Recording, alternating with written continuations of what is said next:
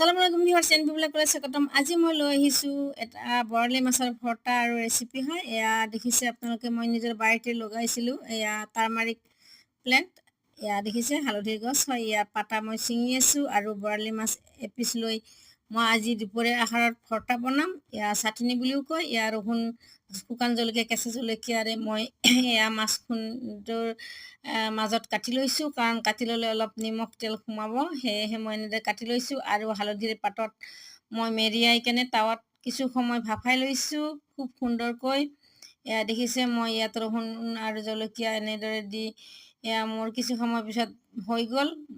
মাছখিনি খুব সুন্দৰ ভৰ্তা হৈছে। এয়া বহুত ধুনীয়াকৈ সিজি গৈছে আৰু মই এনেদৰে ভৰ্তা বনাই আছোঁ দুপৰীয়া আহাৰত আজি।